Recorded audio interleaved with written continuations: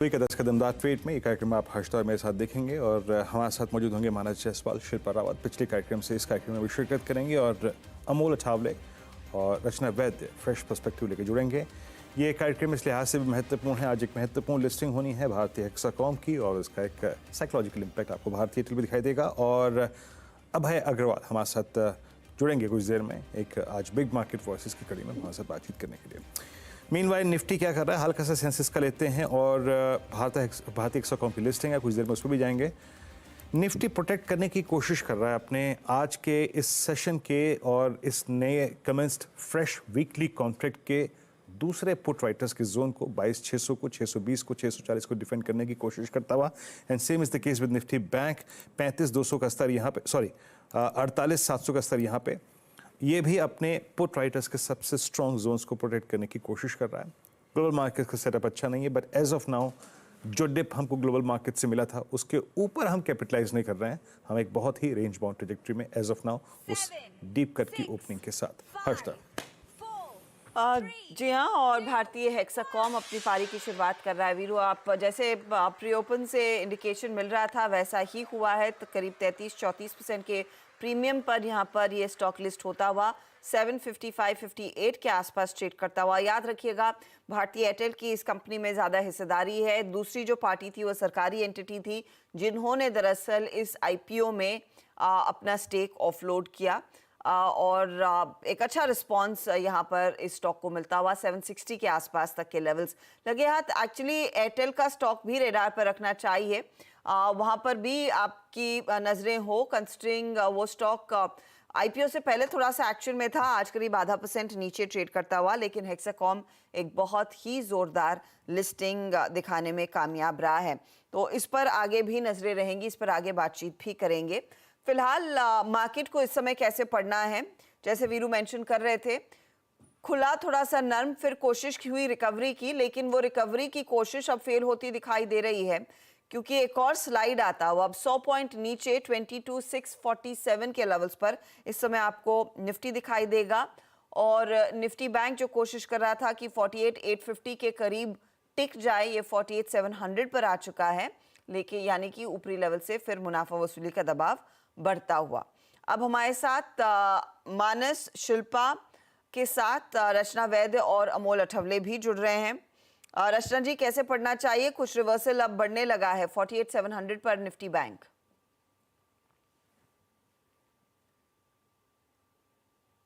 आप शायद म्यूट पर हैं।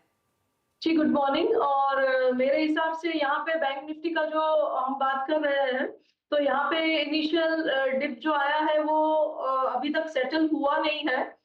थोड़ा सा उसको सेटल होने देने की जरूरत है। करंट लेवल जो है वो ऐसा लेवल है जहाँ पे सेटल हो सकता है, पर उसको वो चीज करके दिखानी पड़ेगी। वो तब दिखेगी जब बैंक निफ्टी के फ्यूचर्स जो है वो 48,790 के ऊपर, करीब करीब 790 के ऊपर जाने लगेंगे।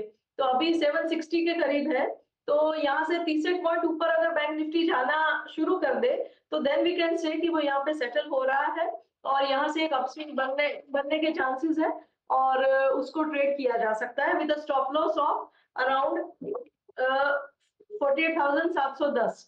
तो 790 के करीब जब निकलेंगे तब लॉन्ग करना चाहिए और 710 का एसएल लगाना चाहिए, तब तक इंतजार करना चाहिए for it to settle down.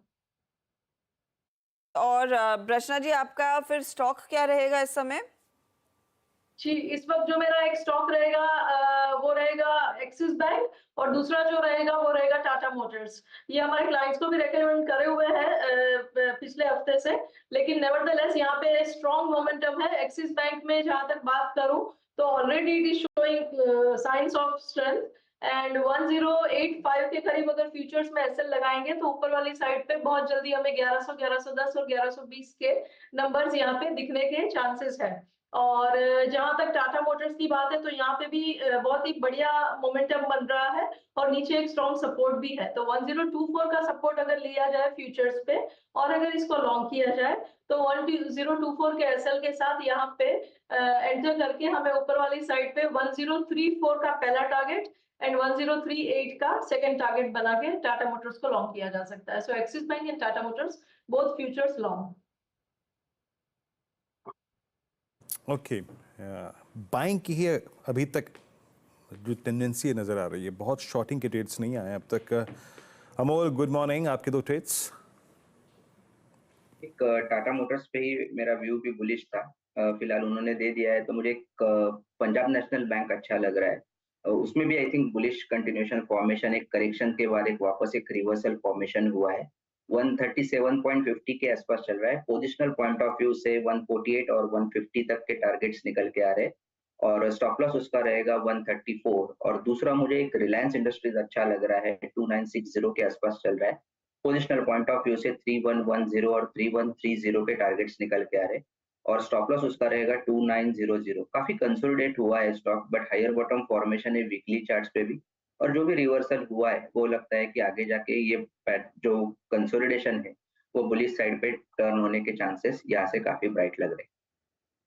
कि तो ये फिलहाल आपके लिए रिलायंस जैसे ट्रेड्स इस समय रेडार पर आ रहे हैं। मानस, आपका ट्रेड क्या रहेगा इस घंटे? देखिए, दो रिकमेंडेशन है। पहला तो मदरसन पे संवर्धन मदरसन पे खरीदारी करने की राय रहेगी। स्टॉक करेक्ट हुआ था लेकिन 20 डे मूविंग एवरेज के नीचे नहीं निकला। आज वी शेप रिकवरी देखने को मिली है। इंट्राडे चार्ट पे एक ब्रेकआउट है 121 रुपए के ऊपर। करंट लेवल्स पे खरीदारी करेंगे मदरसन में 119 रुपए 119 का स्टॉप लॉस लगाएंगे और 125 के टारगेट सेट करेंगे मदरसन में। सेकंड रिकमेंडेशन आईआरसीटीसी पे है, जहां पर एक फ्लैग पैटर्न का ब्रेकआउट देखने को मिल रहा है। तो करंट लेवल्स पे आईआरसीटीसी में भी खरीदारी करने की राय रहेगी। 1024 का आपको स्टॉप लॉस लगाना है और 1070 के टारगेट सेट करने हैं आईआरसीटीसी के। ओके, तो दो कॉल्स ये हो गई। अच्छा शिल्पा जी, मैं आपसे दो चीज़ें पूछूंगा। एक तो दो आपकी कॉल्स प्लस अब तक आपकी निफ्टी के ऑप्शंस पे रीडिंग क्या कह रही है। आप क्या शॉर्ट करेंगे निफ्टी को या फिर कोई पुट ऑप्शन लेंगे निफ्टी पे? ये अभी के लिए अगर आप ऑप्शन चेन देख रहे हैं और कंटिन्यूसली और एफआईएस के भी, जैसे आपने सुबह भी बात की, उन्होंने जिस तरह से जंप लिया है ऑन नेट लॉन्ग्स, 2 दिन पहले 43% थे, उसके बाद on Wednesday they were 51% net longs and as of yesterday they are net longs 59%। तो यहाँ पे मुझे कहीं पे भी कोई ट्रेंड रिवर्सल ऐसा नहीं दिख रहा है जहाँ पे मैं इमीडिएटली शॉर्ट बोलूँगी। जब तक कि 22,500 नहीं तोड़ता है तब तक I will not be a seller for any day. यहाँ पे इनफैक्ट ये जो डिप है अभी आपको 700 के अराउंड मिल रहा है, 650 600, ये तो मेरा बाइंग जोन है। तो I will be a buyer now with a tight stop loss of 22,500 and go long for 22,800 से लेके 23,000 23,200। I am very bullish. तो यहाँ पे मुझे सेल अभी ठीक नहीं लग रहा है। ठीक है, अब ठीक क्या लग रहा है मैम आपको दो stocks? I'll go with pharma. मुझे अभी यहाँ पे ल्यूपिन अच्छा लग रहा है। ल्यूपिन भी अगर आप देखेंगे तो 1600 पे अच्छा खासा सेटअप है और अपसाइड टारगेट्स टुवर्ड 1700 1720 के लिए भी इंटैक्ट है। तो इसको ऑप्शंस के थ्रू प्ले करेंगे थोड़ा टू बी सेफ। यहाँ पे आप एट द मनी अराउंड 1640 का कॉल ऑप्शन जो रफली 32 रुपीज़ में ट्रेड कर रहा है, आप इसमें पार्टिसिपेट कीजिए। स्टॉप लॉस 27 का रखिए और यहाँ पे मुझे लगता है ये आपको टूवर्ड 65 से लेके 70 तक का भी एक मूव देना चाहिए। ओके, तो आपके यहाँ पे दो कॉल्स ही पूरे हो गए। ल्यूपिन 1640 पे 32 रुपये की कॉल भी यहाँ आप ले सकते हैं। थोड़ी सी स्कैनिंग और मैं करूँगा। देखिए अच्छा, मुझे याद आ रहा है अभी कि अभी ल्यूपिन एक ही कॉल दिया आपने शिल्पा जी, दूसरी कॉल क्या है आपका? दूसरा क्या है आई विल कंटिन्यू मैं इंडियन होटल के साथ कंटिन्यू करेंगे, जो मैंने पहला कॉल दिया हुआ था आपके इसके प्रीवियस शो में। तो यहाँ पे मुझे सेटअप अभी भी वैसा ही लग रहा है। उसने ऑलरेडी 601 से 607 का एक लिया है मूव, लेकिन इतना अच्छा प्लेसमेंट है और रिस्क रिवॉर्ड फेवरेबल है। जैसे मैंने बोला 625 के लेवल्स के लिए आप इसमें डेफिनेटली लॉन्ग रह सकते हैं। चलिए, तो अब दो कॉल्स पूरी हो गई। इंडियन होटल्स, अच्छा इंडियन होटल्स 606 पे आ गए। एक बार जरा इसको देखते हैं चार्ट्स पे कर क्या रहा है। और इंडियन होटल्स 606 पे, यस अच्छा है, आई मीन मूव ठीक ठाक है यहाँ पे। आईटी कैपिटलाइज करने की कोशिश कर रहा था लेकिन एज ऑफ नाउ सक्सीड नहीं हो पाया है। शुरुआती 15 मिनट में हमारे पास एक कंफर्ट था निफ्टी आईटी के पुल बैक का, बट एज ऑफ नाउ वो स्क्रीन पे विजिबल नहीं है। निफ्टी अपने आप को आई थिंक इस पशुपेश में है कि मैं अपना पुल बैक जनरेट करूं या नहीं करूं, बट अभी पिछले लगभग अगर आप समझें कि अप्रॉक्सीमेटली 944 से 108 यानी करीब इस 23 मिनटों में एक 30 पॉइंट के चैनल में रहा है। इंटरेस्टिंग है ये। आई थिंक ये टूटती है नीचे की तरफ तो शायद 540 दे दे, या फिर अगर ऊपर की तरफ बाइसेक्ट हो तो शायद हमें इंट्राडे हाई फिर रीगेन करा दे। एक दो स्टॉक्स में और मार्क कर देता हूँ जो कि इस वक्त थोड़ा अच्छा कर रहे हैं, जरा प्लीज़ लेके आइएगा। इस वक्त कोरोमंडल लगभग 1% ऊपर। कोरोमंडल ने आज इस तेज़ी के साथ अपनी इस दौर की हाईएस्ट ट्रैजेक्टरी को छुआ 7 फरवरी के बाद। अच्छा रचना जी, आईटी पे आपका व्यू क्या है इस वक्त? और आईटी में आज आई थिंक अगर मैं आपसे कहूँ कि प्रीएम्प्ट करना है, आपको कुछ बाय करना है या फिर कुछ सेल करना है, आप कंफर्टेबल किस में है इस वक्त, आईटी में और कौन सा स्टॉक? जी, आईटी में एज़ अ सेक्टर अगर पहले बात करें तो आईटी सेक्टर जो है वो साइडवेज कंसोलिडेशन पे बना हुआ है बहुत दिनों से। और यहाँ पे यही है कि रिजल्ट सीजन जैसे ही शुरू होएगा तो आईटी से शुरू होने की वजह से यहाँ पे एक डायरेक्शनल मूव उसके साथ ही बनेगा। तो जैसे अभी टीसीएस से शुरुआत होने वाली है, मेरे हिसाब से देयर आर हाई चांसेस कि ये साइडवेज मूवमेंट जो बनी रखी है वो अपसाइड पे ब्रेकआउट फाइनली हमें दे। और जहां तक 35,200 के ऊपर आईटी सेक्टरली प्लेस है इंडेक्स, तो यहाँ पे जब तक 35,200 होल्ड करेगा तब तक हाई चांसेस कि कुछ ना कुछ अच्छा होना चाहिए न्यूज वाइज, और यहाँ पे finally breakout on the upside आना चाहिए। और जहां तक प्रीएम्प्ट करने वाली बात है तो प्रीएम्पशन में हम क्यों ना उसी को चूज करें जिससे हमें आज से नंबर्स मिलने वाले हैं, विच इज टीसीएस। तो टीसीएस की जहां तक बात है फिलहाल भी उसका चार्ट सेटअप पॉजिटिव है।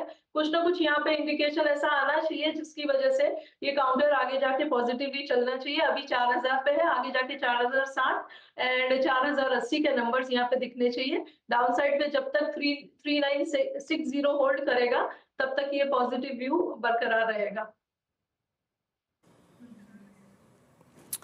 ओके, टीसीएस सबसे कंस्ट्रक्टिव, सबसे पॉजिटिव, सबसे सकारात्मक व्यू अब तक सुबह से अगर किसी स्टॉक पे आया है आईटी को लेकर तो वो है टीसीएस। मतलब आज का जो स्टॉक है जो कि अर्निंग सीजन की शुरुआत करेगा। अब चलते हैं आज बिग मार्केट वॉइसेस की कड़ी में। अब हमारे साथ अभय अग्रवाल जी जुड़ चुके हैं। अभय जी नमस्कार, कार्यक्रम में स्वागत है।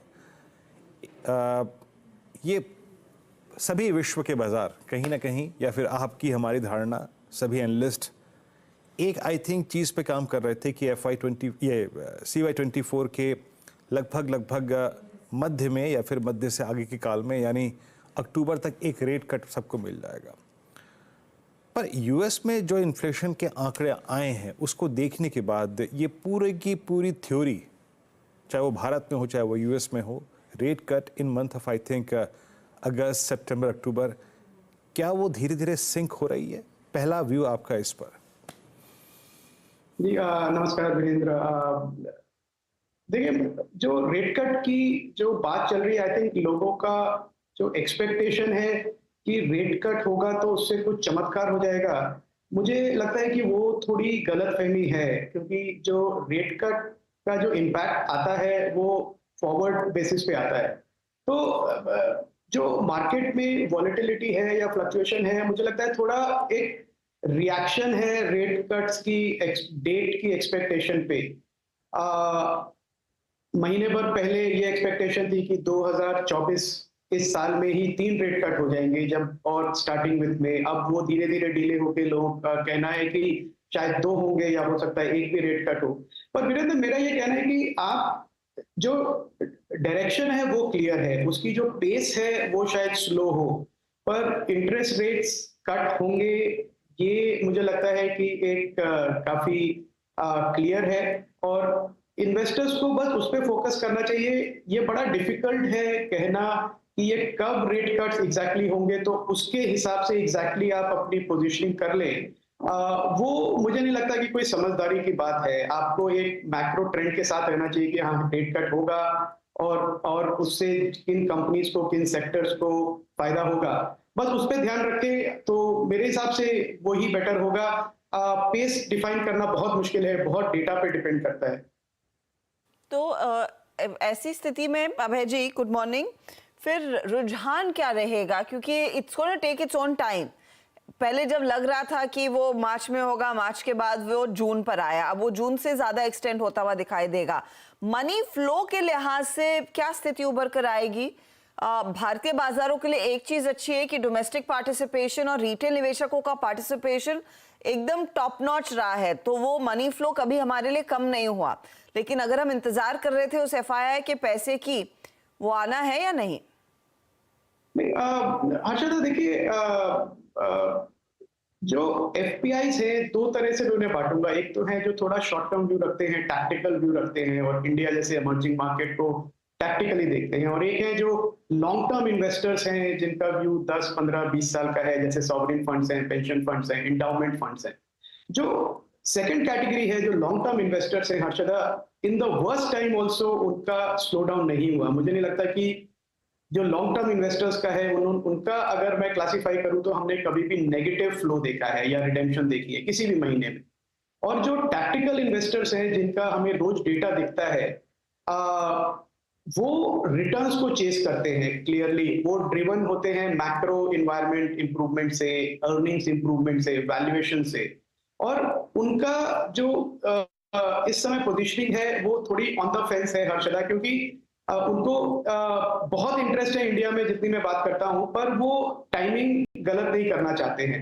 तो मुझे लगता है कि उनका भी पैसा आता रहेगा। मुझे बिल्कुल भी डर नहीं है कि एफपीआई का या तो कोई सेल ऑफ आ जाएगा या पॉजिटिव ट्रेंड क्रिएट नहीं होगा।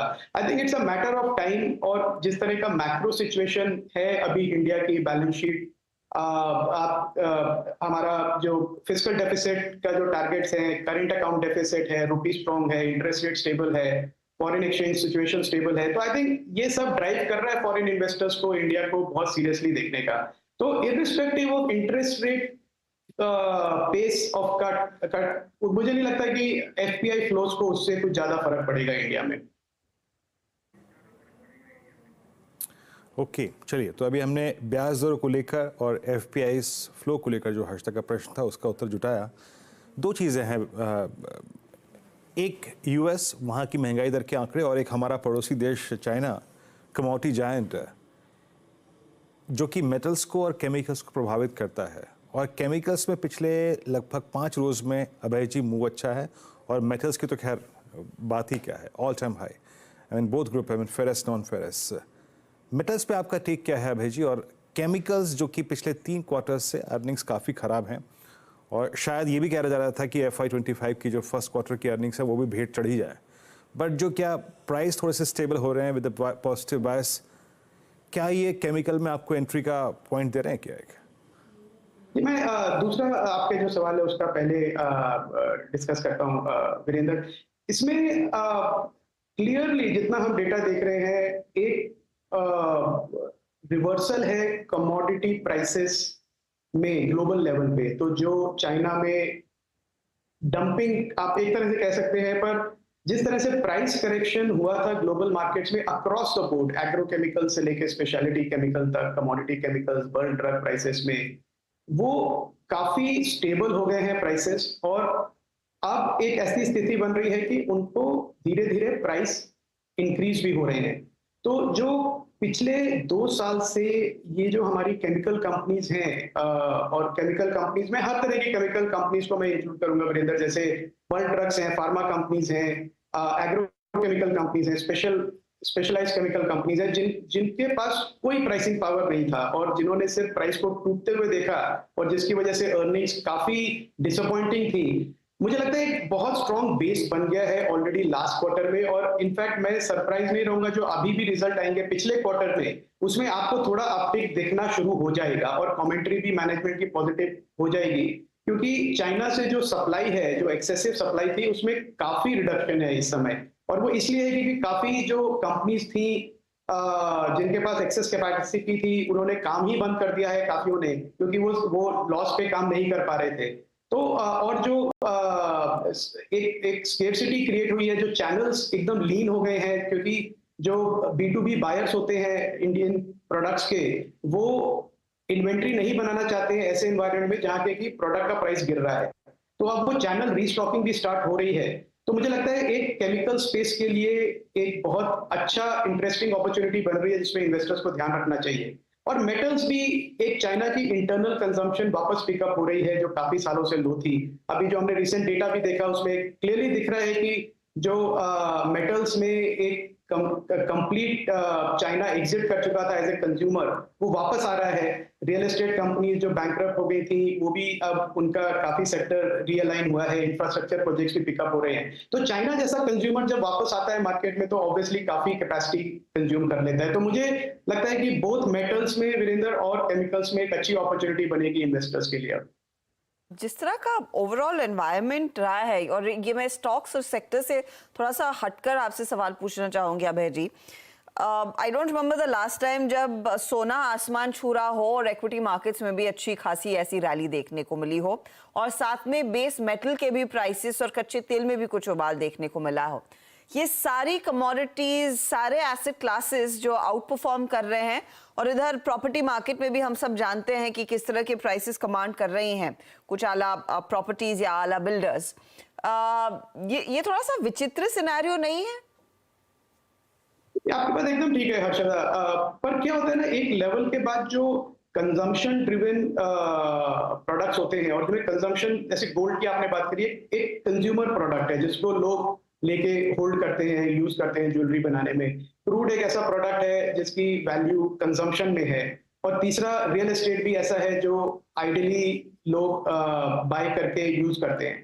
पर ये तीनों सेगमेंट जब जब रिटर्न्स दिखाने लगते हैं, प्राइस बढ़ने लगता है, तो ये अट्रैक्ट करता है फाइनेंशियल इन्वेस्टर्स को, जो आके इनको एज अ फाइनेंशियल इन्वेस्टिंग या स्पेकुलेशन एक्टिविटी में एंगेज करते हैं, और उसकी वजह से प्राइसेस और बढ़ जाते हैं। तो एक ये सारे एसेट क्लासेस हमने देखा है पहले भी एक virtuous cycle of asset inflation में चले जाते हैं, और वो जो फाइनेंशियल स्पेकुलेटिव इन्वेस्टर्स हैं वो ड्राइव करते हैं। तो मुझे लगता है गोल्ड की बात करें, क्रूड भी थोड़ा बहुत, कमोडिटीज और रियल एस्टेट, इनमें सब एक फाइनेंशियल स्पेकुलेशन अब स्टार्ट हो गया है, और वो अपनी तरफ चल रहा है, इक्विटी मार्केट्स अपनी तरफ चल रहे हैं। तो ये रिलेशनशिप कब तक रहेगा और कहाँ पे ब्रेक होगा ये कहना बहुत मुश्किल है, क्योंकि ये साइकिल्स साल भर भी चल सकती हैं हर्षदा। तो मुझे नहीं लगता कि इन्वेस्टर्स को घबराना चाहिए एक सडन प्राइस स्पाइक को देख के। मुझे लगता है इन एन एनवायरनमेंट जहाँ पे लिक्विडिटी अभी भी काफी अवेलेबल है ग्लोबल मार्केट्स में, इन्वेस्टर्स अब चेस कर रहे हैं रिटर्न्स को, और जहां पे भी उनको रिटर्न्स दिख रही हैं उसको एक फाइनेंशियल प्रोडक्ट की तरह वो यूज कर रहे हैं। मीनवाइल आज का एक स्टॉक ऑफ द डे, मतलब इस लिहाज से जो कि स्टॉक ऑफ द डे रहेगा, क्योंकि वो आज की अर्निंग्स की आईटी की टोन सेट करेगा। टीसीएस डे हाई पर 4002 पे, मतलब आज का सबसे क्रिटिकल पार्ट इस ट्रेडिंग सेशन का ये भी है, आईटी में टीसीएस। तो अब मेरा अगला प्रश्न जो किस तरफ से आ रहा है, अभय जी आप इसको सेंस कर ही चुके होंगे। अभी हमने कमोडिटीज़ में हमने केमिकल की बात करी, आईटी में जो प्राइस डैमेज हुआ और जिस प्रकार की अब अर्निंग्स की एक्सपेक्टेशन है, आपका view specially large cap IT में जहाँ पे प्राइस डैमेज आई थिंक ज़्यादा हुआ था in comparison to mid cap IT. Mid cap IT तो वैसे भी ऑल टाइम हाई पे मेरे ख्याल से लास्ट अक्टूबर नवंबर दिसंबर में होके आया। आपका सेंस क्या कहता है, क्या पिक करना चाहिए यहाँ पर लार्ज कैप आईटी? हमारा व्यू लार्ज कैप आईटी पे साल 1.5 साल से नेगेटिव है, और वो इसलिए कि मुझे लगता है कि despite the price correction, time correction price का आप देख लें, लार्ज कैप आईटी में थोड़ा रिडक्शन भी देख लें, अंडर परफॉर्मेंस डेफिनेटली है मार्केट्स की तरफ, बट फिर भी जो इनके मल्टीपल्स हैं वो अभी भी जो लो ग्रोथ है, और लो ग्रोथ सिर्फ हमारी आईटी सर्विसेज कंपनीज का नहीं है वीरेंद्र, आपने भी डिस्कस किया था पहले एक शो में जब कॉग्निजेंट के गाइडेंस आई थी, जब एक्सेंचर की गाइडेंस आई थी, सॉरी, और बाकी बड़ी कंपनीज की गाइडेंस आई थी, तो सबका गाइडेंस है 1 से 3% की ग्रोथ का। और ये ग्रोथ में इस गाइडेंस की बढ़ने की जिस तरह से हम देख पा रहे हैं पूरे सेक्टर को, कोई संभावना नहीं है। और जो मल्टीपल्स हैं अभी भी टीसीएस के, इन्फोसिस के, बड़ी कंपनीज के, वो अभी भी करेक्ट होने के बाद भी 25-30 टाइम पी मल्टीपल की रेंज में है। तो अनलेस आप एक अल्ट्रा डिफेंसिव बायर हैं, मुझे फ्रैंकली नहीं लगता कि इस वैल्यूएशन पे अगले साल भर में आईटी से, लार्ज कैप आईटी से रिटर्न बनने की ज्यादा संभावना है। बेस्ट केस है कि ये साइडवेज जाएंगे और जो भाव और जो प्राइस अभी हैं वो अगले साल भी आपको वही मिलेंगे। और ये मैं सिर्फ इसलिए कह रहा हूं कि मुझे अभी भी कोई in large cap IT companies में ग्रोथ नहीं दिख रहा है, उनके बिजनेस मॉडल्स अभी काफी चैलेंज हैं, अभी भी टाइम एंड मटेरियल पीपल वो मॉडल है जहाँ पे कस्टमर्स कह रहे हैं कि उनको एफिशिएंसी चाहिए, प्रोडक्टाइज सर्विसेज चाहिए। तो मुझे लगता है ये कंपनीज अपना मॉडल गियर कर सकती हैं, टर्न कर सकती हैं, पर साल भर का समय उसमें उनको लगेगा। तो मेरे हिसाब से आईटी, लार्ज कैप आईटी में इन्वेस्टर्स को अभी ज्यादा वैल्यू बाइंग करने की जरूरत नहीं है। इसमें मुझे लगता है कि साल भर में और अच्छे मौके मिलेंगे आपको ऐड करने के। मौके मिलेंगे, हड़बड़ी में आप इन स्टॉक्स को एक्यूमुलेट ना करें, आगे शायद निचले दाम भी दिखेंगे क्योंकि इतनी जल्दी रिकवरी आने वाली नहीं है। इनफैक्ट इस पर आज मैनेजमेंट टीसीएस का क्या कहता है वो खुलासा हो जाएगा कि ओवरऑल FY25 को लेकर आउटलुक क्या है। गाइडेंस टीसीएस याद रखिएगा नहीं देता, लेकिन क्या फीलर्स बन रहे हैं, क्या क्लाइंट्स इनसे कह रहे हैं, उस तरह का एक आकलन आप कर जरूर सकते हैं उस बातचीत के बाद। एफएमसीजी कंपनियों पर अभय जी अब आपकी क्या स्टांस रहेगी? हमने काफ़ी समय आईटीसी पर एक अच्छा तेज़ी का वेव राइड किया है, वो स्टॉक अभी 430 के आसपास है। HUL जैसे प्लेयर्स, मैरिको, डाबर जैसे प्लेयर्स किस तरह का परफॉर्मेंस दिखा सकते हैं समय में? जी, यहाँ पे थोड़ा हमारा व्यू चेंज हुआ है हर्षदा, और वो इसलिए कि एक अच्छा प्राइस करेक्शन मिला है in large cap FMCG stocks में। तो अभी जो हमने अपना मॉडल पोर्टफोलियो रिबैलेंस किया है, और ये अगेन डिस्क्लेमर, ये बाय रिकमेंडेशन नहीं है, और ये हम अपने से पोर्टफोलियो की बात कर रहे हैं, तो उसमें हमने यूनिलीवर को ऐड किया है after a very long time, और वो इसलिए कि अब हिस्टोरिकल मल्टीपल्स को मैं देखूं और उसके सामने जो ग्रोथ पोटेंशियल है उसको मैं देखूं, तो एक अच्छा फेवरेबल एनवायरनमेंट बन रहा है लार्ज कैप एफएमसीजी के लिए। आईटीसी हमारे पोर्टफोलियो में करीब 3-4 साल से है, तो उसको हमने एलोकेशन उतनी ही रखी है जितनी पहले थी। पर मुझे लगता है कि आईटीसी, मैरिको, लीवर, ये जो बड़ी एफएमसीजी कंपनीज हैं, इन्होंने काफी मार्केट शेयर लॉस किया था लोकल प्लेयर्स को, जिनसे इन्होंने कंपटीशन एक्सपेक्ट नहीं किया था, और अब वो फाइनली एक कॉम्पिटिटिव स्ट्रैटेजी ला रहे हैं उनको फाइट करने के लिए, और जिसका एक कोर है कि एक नया प्रोडक्ट इनोवेशन करें, पैकेजिंग इंप्रूव करें, और मोस्ट इंपॉर्टेंटली प्राइसिंग कम करें। कुछ भी करके मार्जिन मेंटेन करें, पर प्राइसिंग प्रोडक्ट की कम करें, और उसकी वजह से इनका कंपटीशन इंटेंसिटी बढ़ेगा। और मुझे लगता है कि वॉल्यूम ग्रोथ जो काफी क्वार्टर से हमने नहीं देखा अच्छा, वो अब 2-3 क्वार्टर में दिखने लगेगा, ऐसा हमारा एक्सपेक्टेशन है हर्षदा। तो ओवरऑल ओवरवेट है इस समय लार्ज कैप एफएमसीजी पे। अभय जी, कोई होटल ऐड किया आप लोगों ने, और या फिर एविएशन पे इंडिगो, या फिर कोई होटल, या फिर कोई ट्रैवल कंपनी आप लोगों ने ऐड करी इस महीने, मतलब या फिर इस डिप में?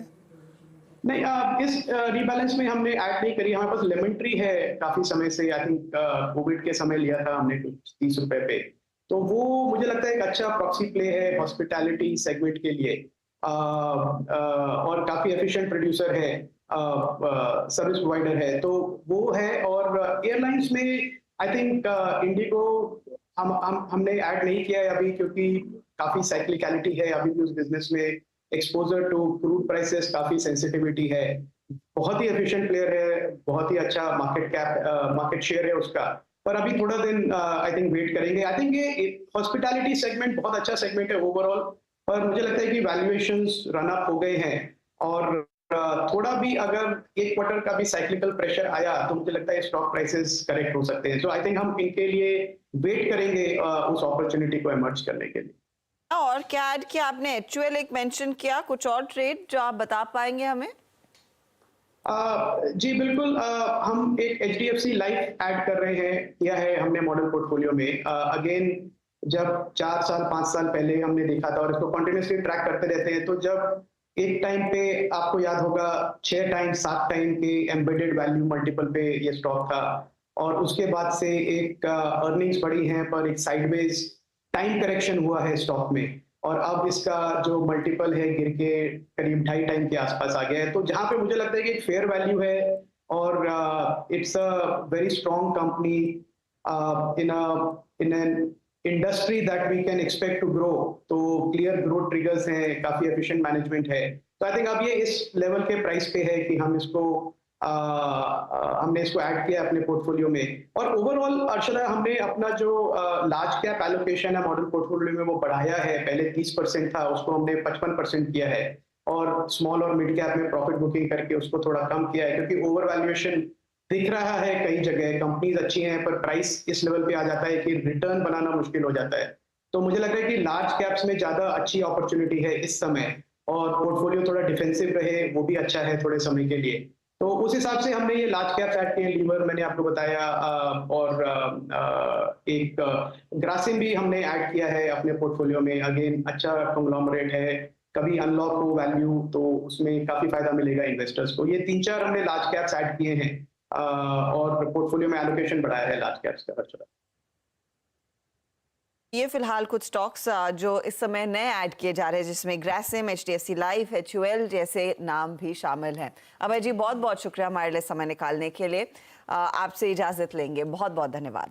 चलिए, इस बीच मार्केट का हाल और ऊपरी लेवल से मार्केट में जो रिकवरी आई थी वो क्लियरली फेल हुई है। अब 100 पॉइंट नीचे इस समय निफ्टी आपको ट्रेड करता दिखाई देगा और निफ्टी बैंक की हालत ज्यादा खराब हो रही है। 330 अंकों का नुकसान यहाँ पर देखने को मिल रहा है। तो नीरज जी हमारे साथ है। Neeraj ji, over to you, अब आप ही संभालिए इसे। मेरा वाला संभला